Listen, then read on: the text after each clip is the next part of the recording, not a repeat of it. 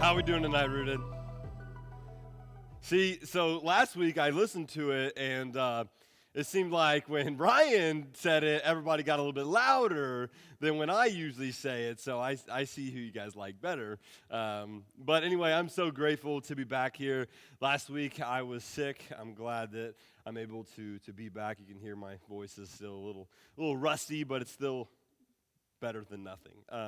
And then, so it's been a while. We're going to go ahead tonight and jump back in our Sermon on the Mount series. Last week, Ryan blessed us with a message about discipleship and how important that is. And it was, if you haven't listened to it, go back, listen to it. It was a great sermon. Very great to be able to apply in our lives today. And then a couple weeks ago, we had some guest speakers, and then we had our one-year anniversary dinner, and so just a lot of things going on, so it's just good to be back here and be back in, as normal as it can be with this background.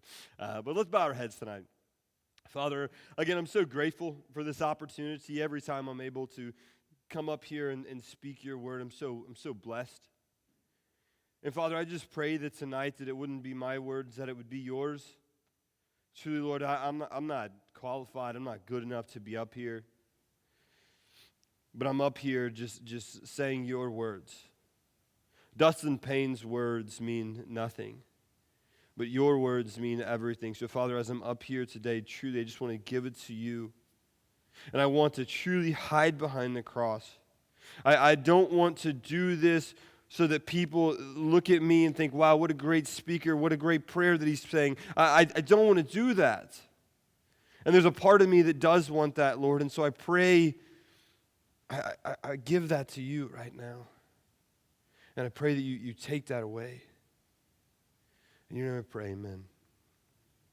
And so a couple of weeks ago, about a month ago now, we started the Sermon on the Mount series. And about a month ago now, I talked about heart change and how important heart change is, and what the big thing about this is, what is our why? What's our motive? And so tonight we're going to jump back in the Sermon on the Mount in Matthew chapter 6, and Jesus is really gonna look at that again and really point out the heart change and how important that truly is. And how he's going to do that tonight, he's going to point out the idea of people being fake. And the way that they're being fake is through giving, is through fasting, through praying. And so we're going to expound upon that tonight and look at that. And so, again, a couple of weeks ago, I showed the lime, and I had the real lime and the fake lime, and I said they look the same, but on the inside they're completely different because one's real and one's fake. And again, tonight we're going to look at that more and see how important that actually is, because the why we do things, why we do what we do, matter. And we're going to realize tonight how important that actually is. And so Matthew chapter 6 verse 1 says this: "Beware of practicing your righteousness before other people in order to be seen by them. For then you will have no reward from your Father who is in heaven." So this one verse right here describes everything that we're going to talk about the next 15, 20 minutes. Like this verse right here, we should be able to just say this verse. I should be able to walk off the stage, and that we should get that. Like that's the main theme right there. Because what Jesus is saying here is, don't do good things to be seen by others. Because if you do, you're going to have no reward from your Father who is in heaven. Guys, that is huge. That is huge. If you serve, if you pray, if you read the Bible, just so other people can be like, look what he's doing, look what I'm doing, it's not pleasing to God. And think about this. What's the point? Like, why are we doing this? Why are we here? Why do we want to worship him? Why do we want to sing his praises? Why do we want to read the Bible? Why do we want to give? Why do we want to do all the things that Christians are supposed to do? Because we want to honor him, because we realize that he gave his son for us to die on the cross so that we can live forever and ever and ever in his glory for eternity. And so if we don't do it for him, we're doing it for ourselves. And if we're not doing it for him, we're doing it for ourselves, do we really even believe that he saved us? And do we really even believe that why are we doing all this for? Well, what's the point of all this? And so I know that right here, it could be contradictory, because I just said, like, when you serve, when you do these things, don't tell others about it. But if you remember, about 4 or 5 weeks ago, if you rewind to a couple of verses before this, it talks about the sermon, or we're supposed to be salt and light. We're the city on the hill. We're supposed to shine our lights bright to others. But it's like, whoa, that seems contradictory. You said earlier that we're supposed to be lights and shine, but now you're saying we're supposed to be quiet? That we're not supposed to do work and show our righteousness in front of other people? How does that work? But it's really quite simple. It's not contradictory at all. It's here's the thing. It's what's your motive? Who receives the glory? Are you shining your light saying it's not me, it's all God? The reason why I'm up here, the reason why I have what I have is because of what Jesus did for me? Or are you standing up here and saying, look what I've got, and because of what I did? That's what he's warning us. And let me tell you this, guys. I struggle with this all the time. The most dangerous place you can be, one of the most dangerous places you can be, is right here. And I'm not saying right here because there's a sniper or something gonna blow me up. That's not what I'm saying. I'm saying the spotlight, standing under these spotlights right here, is so dangerous. It doesn't matter how many ears are listening or how many eyes are watching or how many people are watching online. This is so dangerous. You know why? Because there's a part of me that wants you to like me so much. Because when you enjoy my preaching, when you enjoy my speaking, when you guys tell me at the end of it, man, you killed it, that was awesome. Sky's a little bluer. Things are just a little bit brighter. I'm in a little bit better mood. I'm a little more excited to come to Ruta when people like me. It's a lot easier when people like me. And it's dangerous. Because my why can change in a heartbeat. And when I'm preparing for this, I'm like, I should say something funny to make people laugh. Or I'm not going to say this because I know it's going to trigger this person, and I just want them to come back because I just want them to like me. So I'm not going to say this, and it's dangerous. And that's why up here, I try to pray this every week. Just let me hide behind the cross because I don't want it to be my words, because I struggle with that. Because I want to be known so bad. And I know I'm not supposed to. I'll even confess this. There's a part of me that just wants to be known and get even without ministry, even other things. Like one time, a couple weeks ago, I was in Murfreesboro at the canning auction, and they had a lot of heating and air, brand new air conditioners and furnaces there at the auction. And you know what I did? Because I'm so self-centered sometimes. You know what I did? I stood around those heating and air conditioners, waiting for someone to say, hey, does anybody know what sizes these are? Oh, I know how to read the model and serial number, I'll tell you. Like that's the kind of thing, that the internal battle that I deal with. And I don't say that to make you guys laugh. I don't say that to be like, oh man, I say that because it's true, and that's the internal battle that I deal with daily. And I'm sure some of you guys deal with that. And that's why Jesus went through all of this and is talking about this, because he knew that we were going to deal with this. And I constantly deal with this. So the first warning that he gives is about fake giving. Matthew chapter 6, 2-4, he says this. Thus, when you give to the needy, sound no trumpet before you, as the hypocrites do in the synagogues and in the streets, that they may be praised by others. Truly, I say to you that they have received their reward. So right there, at first when he says, when you give to the needy, he didn't say, if you give, or you should give. He said, when you give. And as we go through this tonight, you're going to see when he's talking about prayer, when he's talking about fasting, he doesn't say you should do these things. He says, when you do these things. Like it should be so common in our life. Jesus didn't even point it out here that we should do them, because he just assumed we already are doing them because we're Christians. And so when I read this and talking about, when you give to the needy, sound no trumpet, some of you are like, I don't deal with that. I don't have that problem. Maybe the reason why you don't have that problem is because you're not doing it. And you should be doing it. Truly I say to you, they have received their reward, but when you give to the needy, do not let your left hand know what your right hand is doing, so that your hand may be in secret. So that your giving may be in secret, and your Father who sees in secret will reward you. So, of course, there's a lot going on here. Left hand, right hand. Don't let the left hand see the right hand. You can read into that, and it's a metaphor. What it means here is, what's your why? Why do you give? Do you give because they pass the offering plate? Like my church, we pass the offering plate still? And you want to see who's watching, and then you're going to, okay, now I'm going to pull out a hundo. Because that cute girl's watching, or that guy over there's watching, and I want them to see that Dustin Payne's got the big money.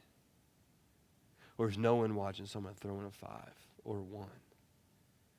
And that's not what he's saying here.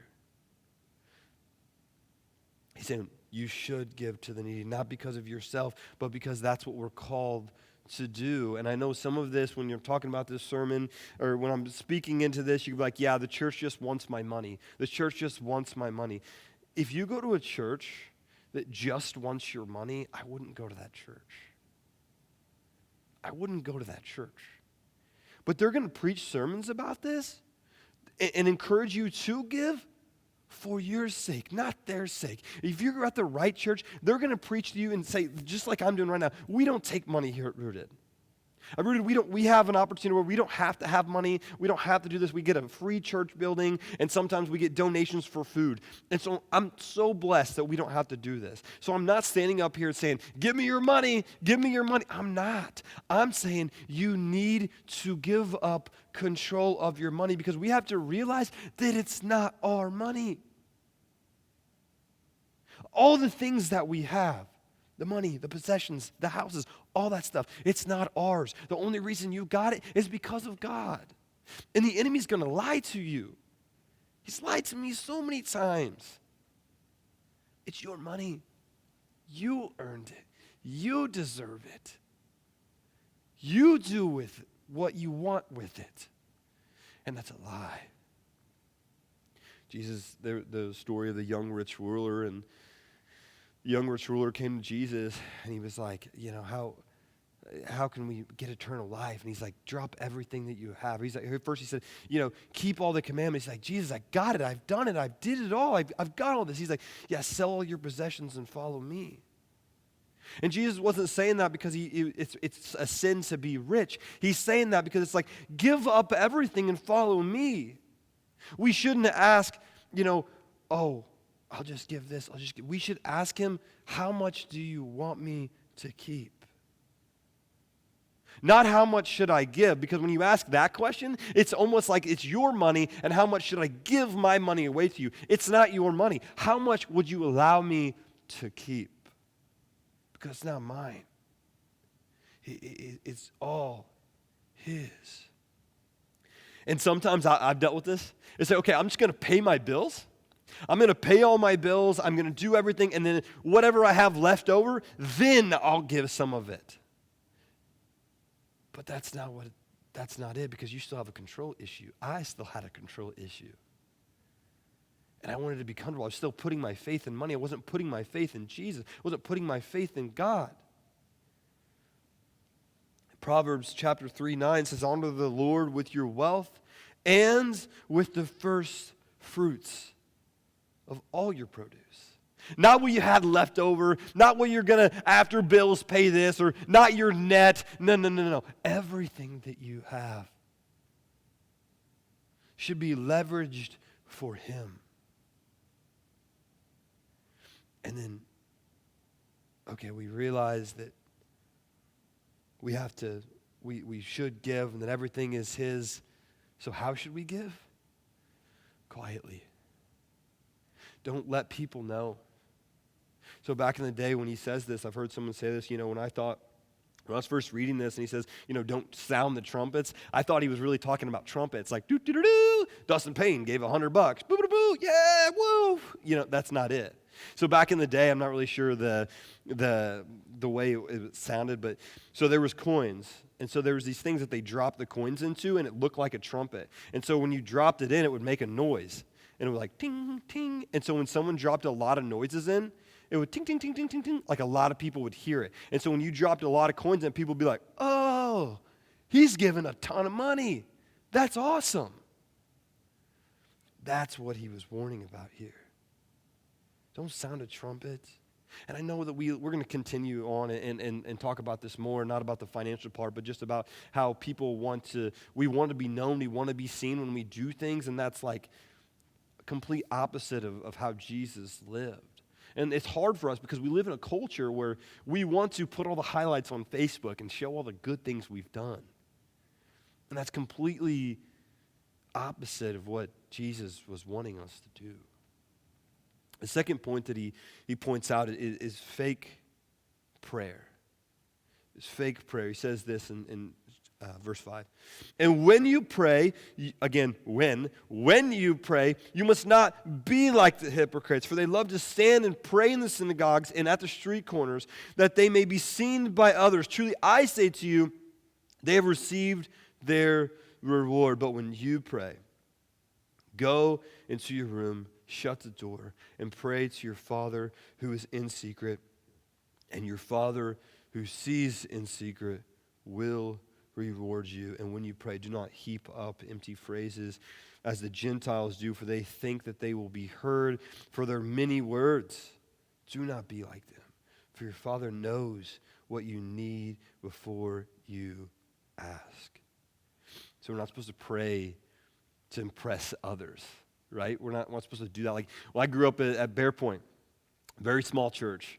And so there would always be like Sunday nights or even Sunday mornings, they would call on somebody to pray. And I'm like, man, if I ever get to that point, or when you do offering, they'll ask someone to pray. And even to this day, when Gowdy asked me to pray for the offering, I'm like, oh, it's got to be a good one. I got to let people know how holy I am. And that's exactly what Jesus said. No, you don't do that. Because that's not what prayer's for.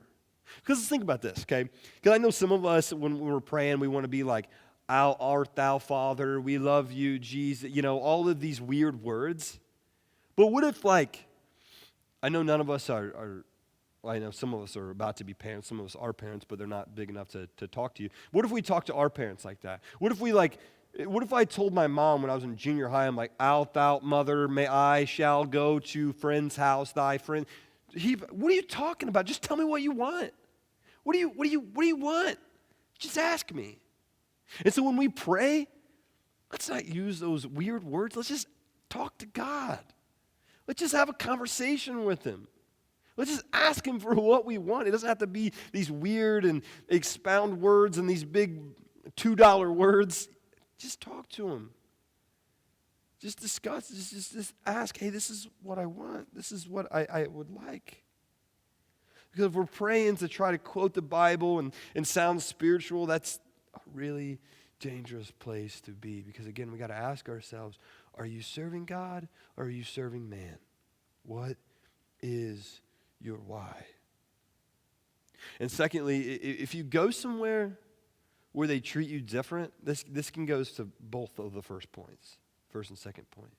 If you go somewhere because you give a certain amount, you probably shouldn't go there.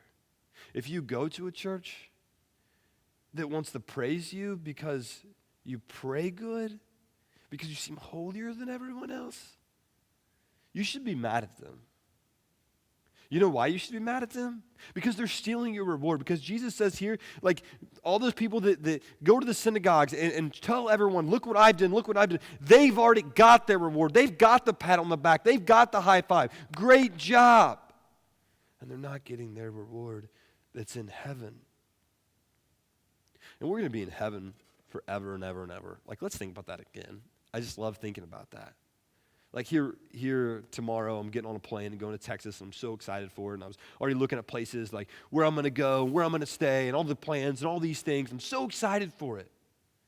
But we never get so excited about heaven and think about that. Like, I'm only going to be in Texas for 3 days. We're going to be in heaven for eternity. And I don't think we get excited about it enough. And what's happening here, if you're going to a place that they're praising you for what you've done and all of these things, they're stealing your reward from a place that you're going to be at forever and ever and ever. So we shouldn't do it to get the praise of other people because they'll steal your reward. And James 2 warns us of showing favoritism.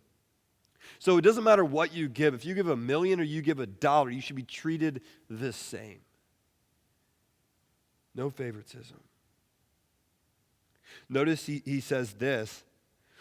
After that right there, he says, pray then like this. Our Father in heaven, hallowed be your name. Your kingdom come, your will be done on earth as it is in heaven. Give us this day our daily bread, and forgive us our debts as we also have forgiven our debtors. And lead us not into temptation, but deliver us from evil. For if you forgive others their trespasses, your heavenly Father who also forgives you.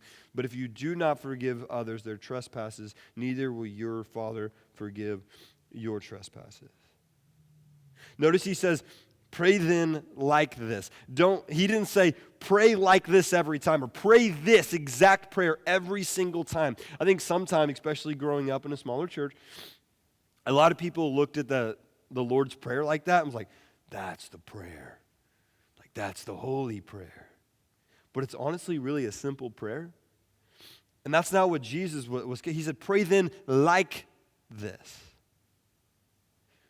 There's a story about President Lyndon B. Johnson, and there was Pastor Bill Moyers.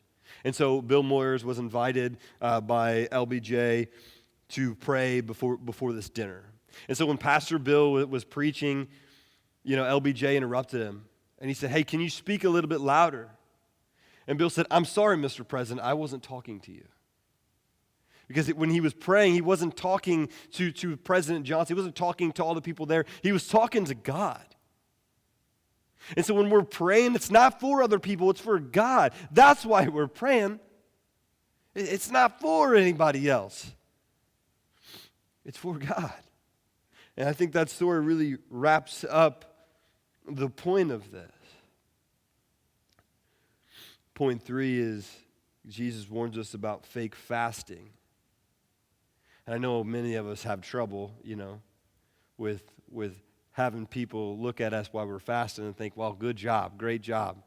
So many people have to deal with that, right? No, because we're hardly ever fasting. And if we are fasting, what are we doing it for? It says this in verse 16, and when you fast, do not look gloomy like the hypocrites, for they disfigure their faces, that their fasting may be seen by others. Truly, I say to you, they've received their reward. But when you fast, anoint your head, wash your face, that your fasting may not be seen by others, but by your Father who is where? In secret. And your Father who sees in secret will reward you. So the first thing, again, when you fast. Not you should fast, not if you fast. When you fast like this.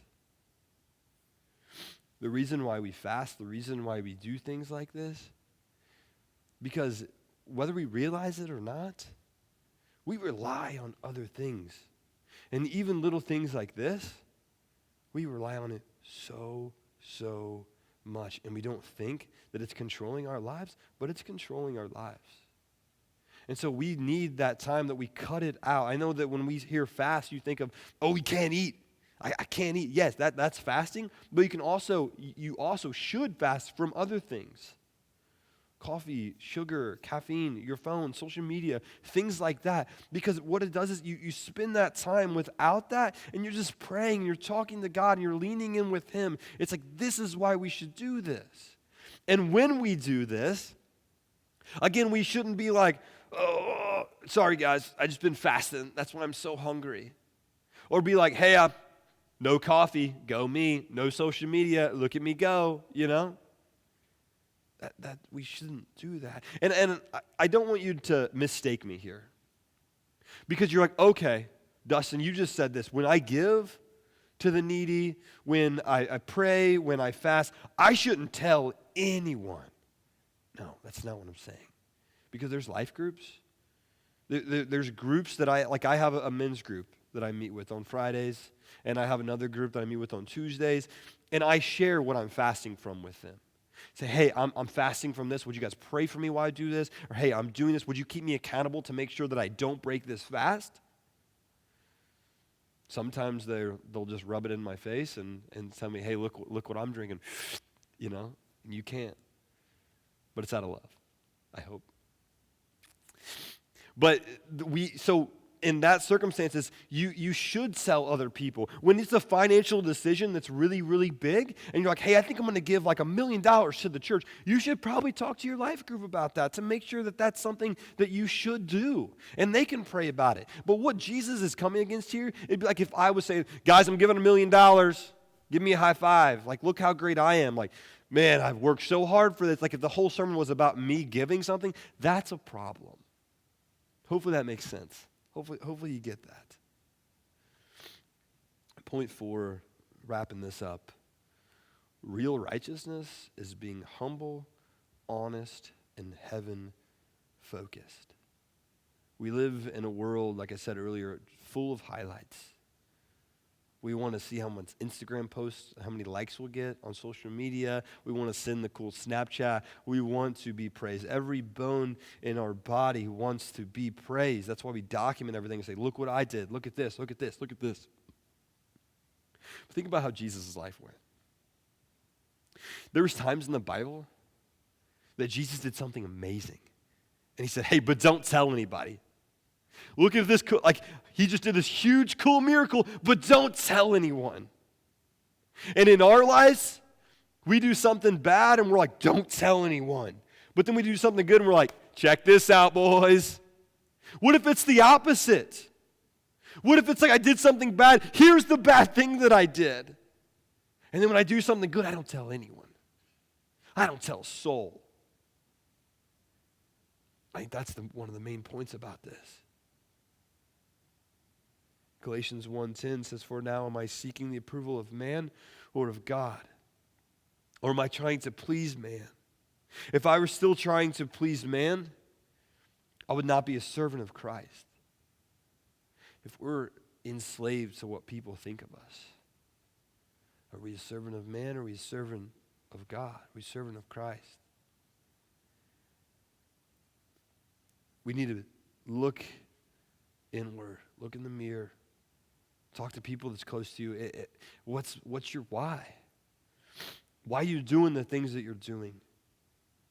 Do some heart surgery, guys. Figure this out. Figure out, am I doing this secretly to be able to be known by people? Am I doing this because I know this is what God's will for my life is? Another thing, I had a conversation with someone, and he said, I don't fast because I don't get anything out of it. I don't feel like I get anything out of it, so I don't fast. And I'm like, you're missing it. Jesus calls us to fast.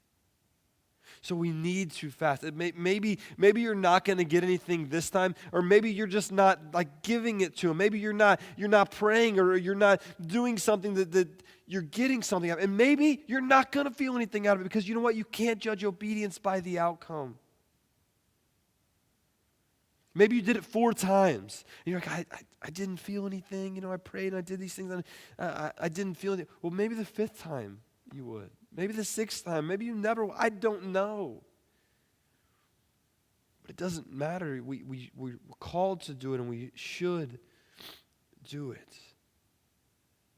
And the reason why we do it matters. We should do these things, and we should do it for God. Let's bow our heads.